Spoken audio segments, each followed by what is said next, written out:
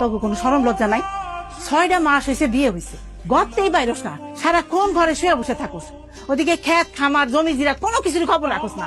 তবে ওই কাণ্ড কারখানা দেখা আমারই শরমে মরে যেতে ইচ্ছা করে। মা মা কি হয়েছে? চিল্লাইতেছ? শোনো, আজকের পর থেকে তুমি যদি আমার খাওয়াইতে পারো নিজে রান্না করে তাহলে খাওয়াইবা, যদি না পারো তাহলে আমার কই দিবা, আমি তো হোটেলে খাবো। হয়েছে নাকি? বুঝাতাম না কিছু। মা কি হয়েছে? ও বৌমা, তোমার কি রান্না বাড়াই মন নাই?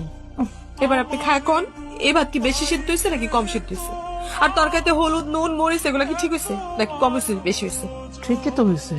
তারপরেও আপনার ছেলে আমার সাথে কেন এমন করে মা?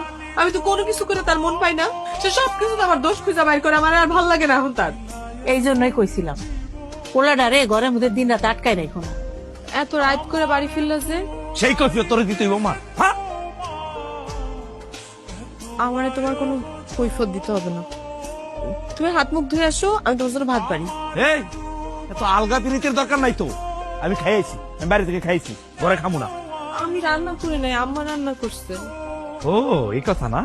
তুমি তাহলে জমিদারের নাতনি সাজ্জা পেকম তুলে বসেছিল না, আর আমার মারে দিয়ে বান্দিগিরি করাইছো। তুমি তো বলছো যে আমার রান্না তোমার পছন্দ না, আমি নাকি রান্না করতে পারি না, এই জন্য আম্মা রান্না করছে আজকে। আর তুমি বসে বসে গিয়েছো না, কোন জায়গায় আমার মারে তুমি সেবা করবা, হাত পা টিপা দিবা, তা না জমিদার সাজ্জা বসে দিছো। তুমি কি কইতেছো এগুলা?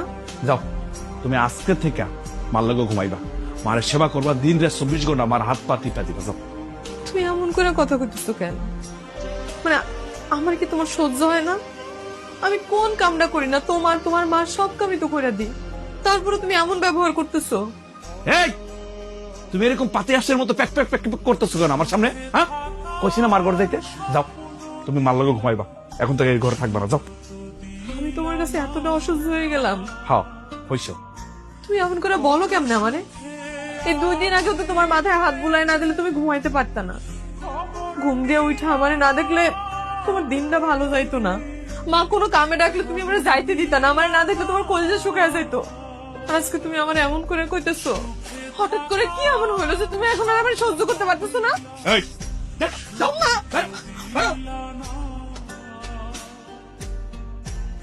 কি হয়েছে বৌমা, তুমি এখানে বসে বসে কাঁদতেছো কেন? হয় নাই মা, আপনি চলেন ঘরে চলেন, আপনার হাত পা টিপা দিই, আপনি শান্তি মতো ঘুমাইবেন। সত্য করে কত আমার কি হয়েছে? আপনি তো জানেন 3 বার পরে আমার জন্ম হয় আমার বাপ মার কোলে। আমি ওর বাপ মার বাড়িতে কত আদরের ছিলাম, ছোটবেলা থেকে আমি কত আদরে বড় হয়েছি। কোনোদিন আমার কেউ বকাঝকাও করে নাই, আমার গায়ে হাত তোলা তো দূরে থাকেও আমার একটু কঠিন করেও কথা কয় নাই মা। জামাল কি তোমার গায়ে হাত তুলছে?